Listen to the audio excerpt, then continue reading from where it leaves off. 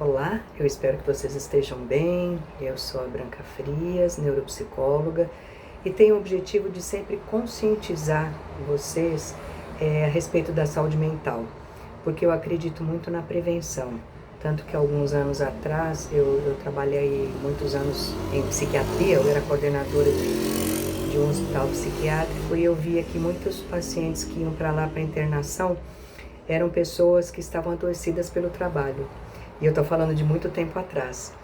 E interessante que hoje o que a gente percebe também grandemente, a experiência que eu tenho grande aqui no consultório, é o quanto as pessoas também estão adoecendo pelo trabalho. É muito interessante a gente comentar que após a pandemia, a configuração do trabalho mudou muito, né? E assim, rapidamente a gente foi convocado a dar conta de uma demanda que até o momento você não podia sair de casa, você não podia sair para trabalhar e as entregas tinham que acontecer. Então, rapidamente, a humanidade se adaptou a isso. Só que a gente foi entrando numa velocidade tão grande e estamos até hoje nela.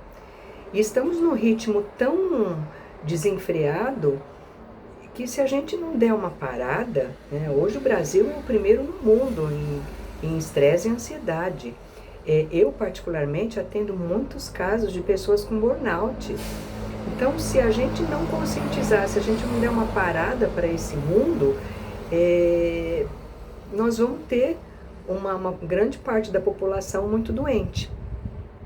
Não sei, para quem está acostumado a ver os meus vídeos, eu sempre fazia num localzinho estruturado, então hoje eu resolvi fazer num lugar diferente. Eu tô aqui com a minha orquídea, tô aqui com a minha fonte, para mostrar que a gente precisa se adaptar e que a saúde mental é isso, é você estar em contato com coisas que te fazem bem, com coisas visualmente prazerosas.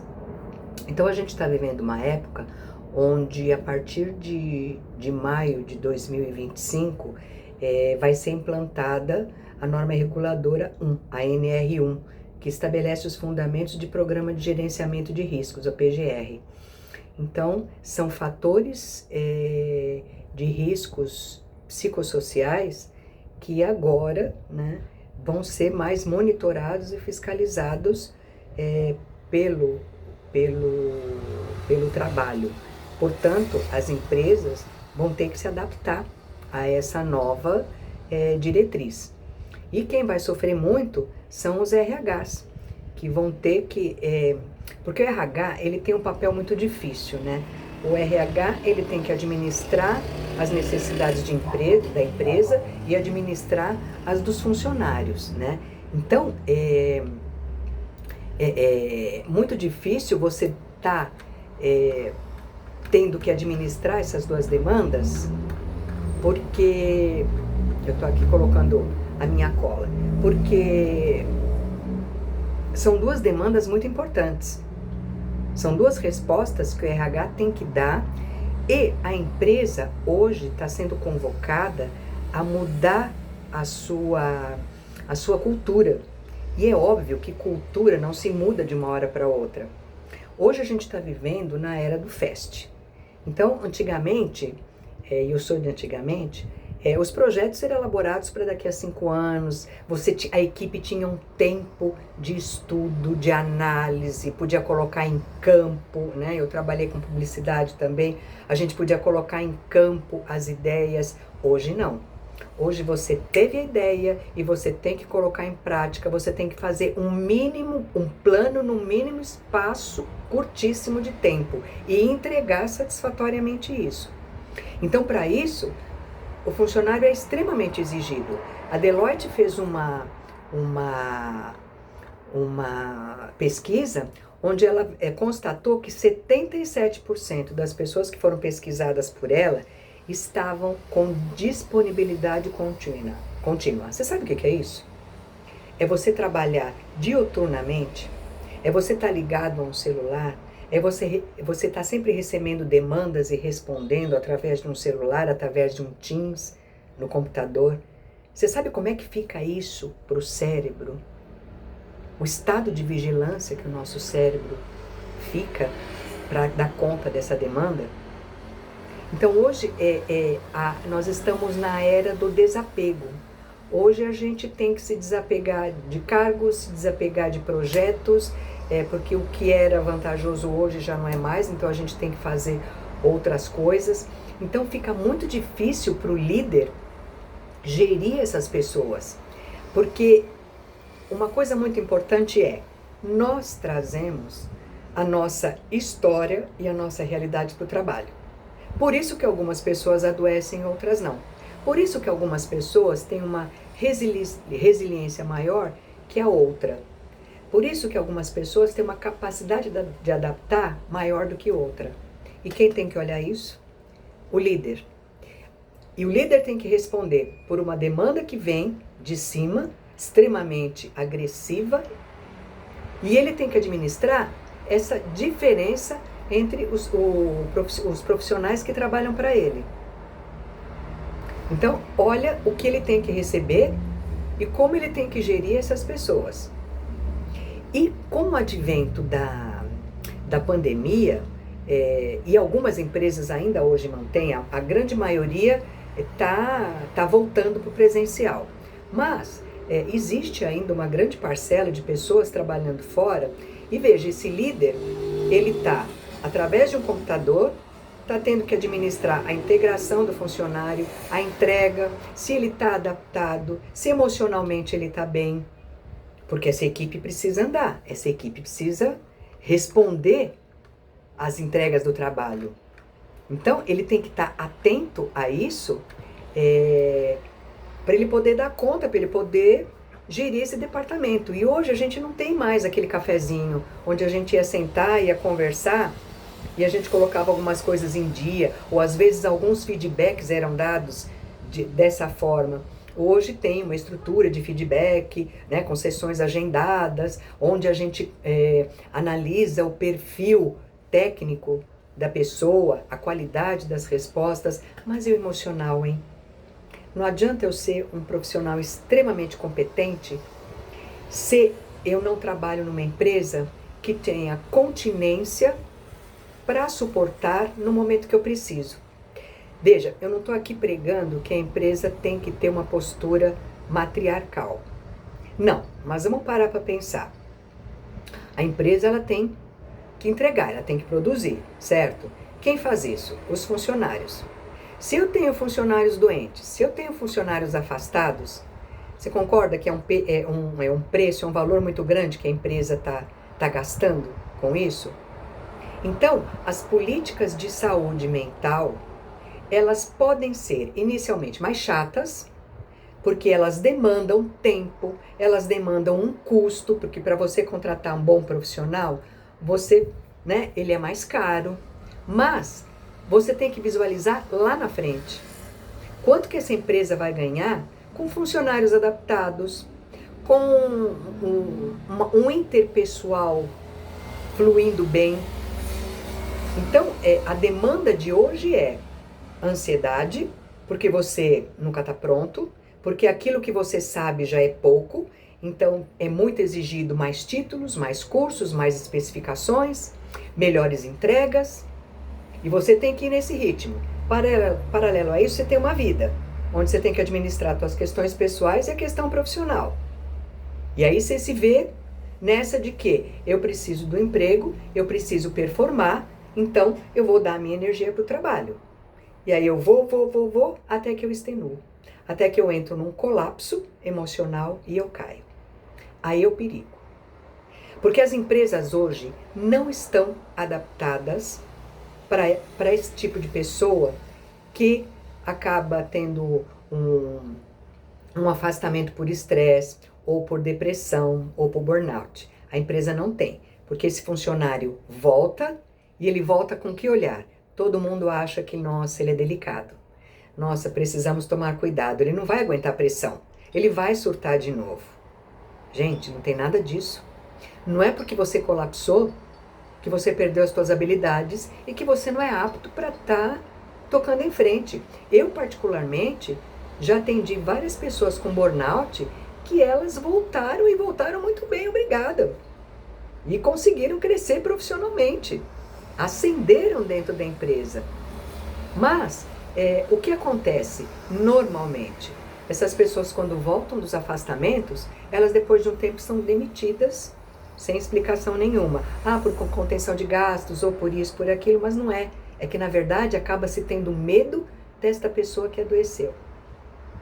E aí entra o papel dos líderes, que hoje é muito difícil você ser líder, porque você tem as demandas que vêm de cima, você tem as demandas que vêm dos abaixo de você, e você tem que ter entregas, e você tem que performar. Então, líder, tira a capa de super-herói, sabe? Você não precisa ter resposta para tudo. Trabalha em equipe, divida com a sua equipe. Converse com eles. Procure modelos mais colaborativos. Ouve o teu subordinado. Porque assim, é aquela premissa, se eu tenho pessoas muito boas, se eu estou gerindo pessoas muito boas, é porque eu também sou um bom líder. Porque senão eu não aguentaria essa equipe boa. Então, se você, líder, busca pessoas com pouco talento, inferiores a você, que vão dizer amém para tudo, você está fadado ao insucesso.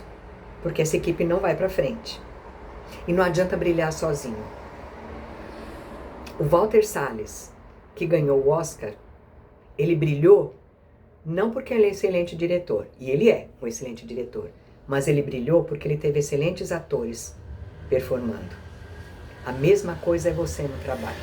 Se você tem excelentes subordinados, você vai ter excelentes entregas. Só que para ter esses excelentes subordinados, você precisa ter um olhar não só técnico, mas um olhar emocional.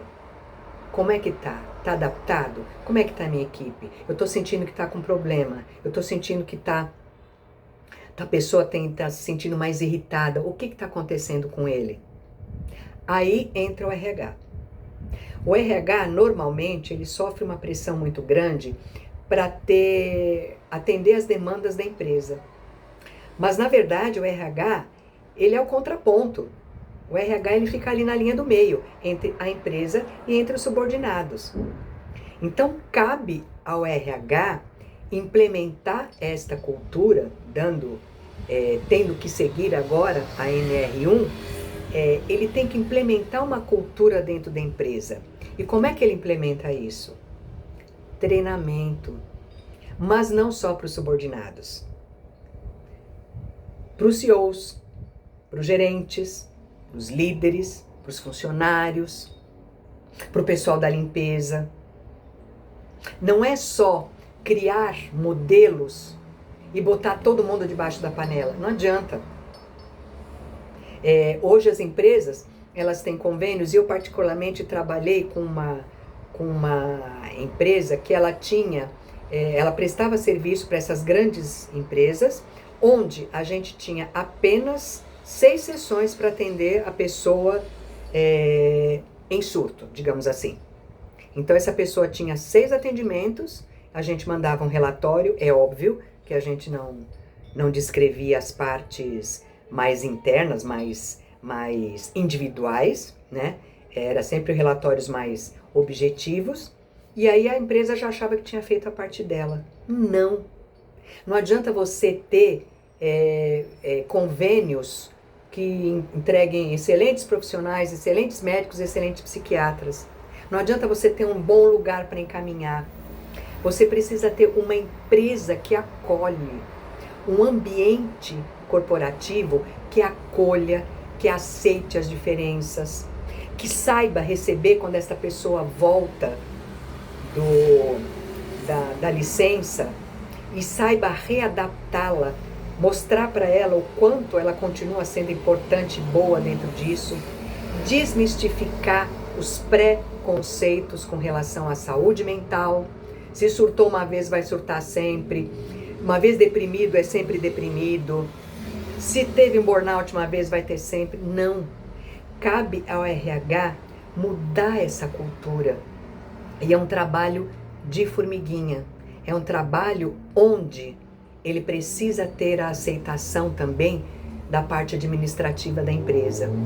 Porque é um trabalho de longa duração é um trabalho de sensibilização.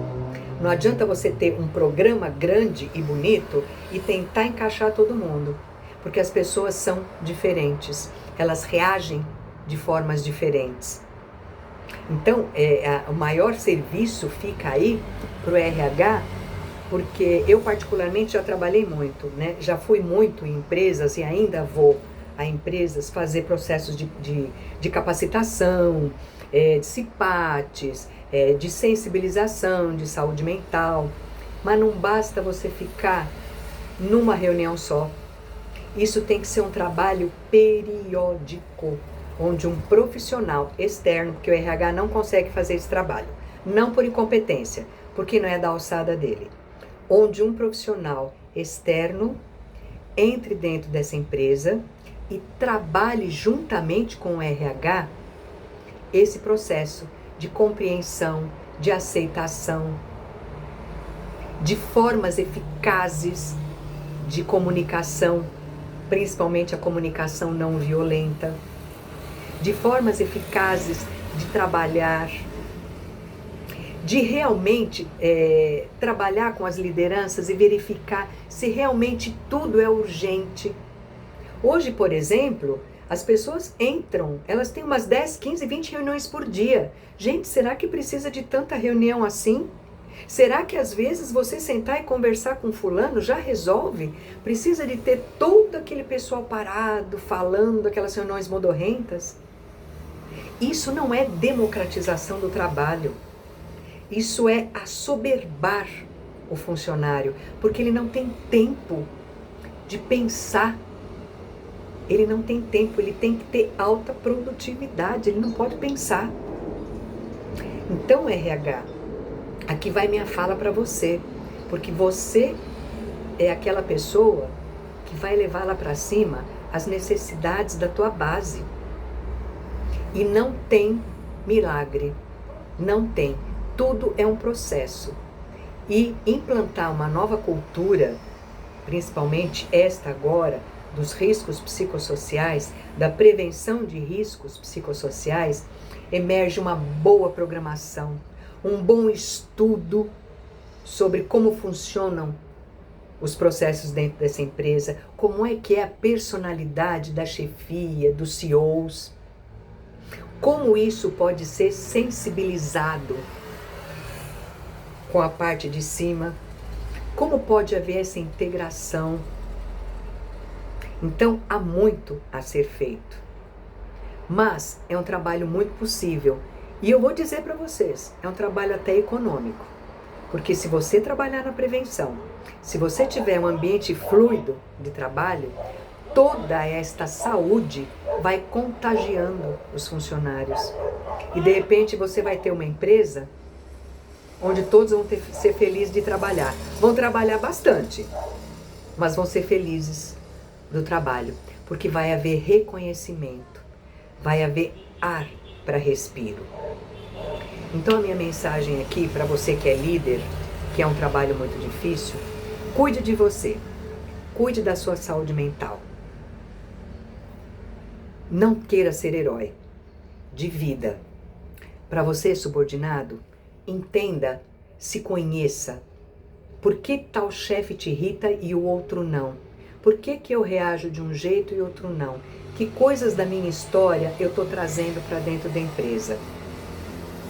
Você, CEO, olhe para os teus subordinados, não como um peso, mas como alguém que está ali para crescer junto com você. Portanto, todo investimento que você der para eles vai ser muito bem recebido. E você, RH, trate de implementar, de melhorar o diálogo entre as chefias, entre os superiores, entre os subordinados. Melhore esse diálogo, mude o clima da empresa, implemente programas, mas com continuidade. Porque aí eu tenho certeza que a NR1 vai fazer valer e vai ser muito boa para a tua empresa. Eu estou aqui disposta a dúvidas, se quiserem podem escrever aqui no chat que eu respondo, tá bom? Saúde mental para todos!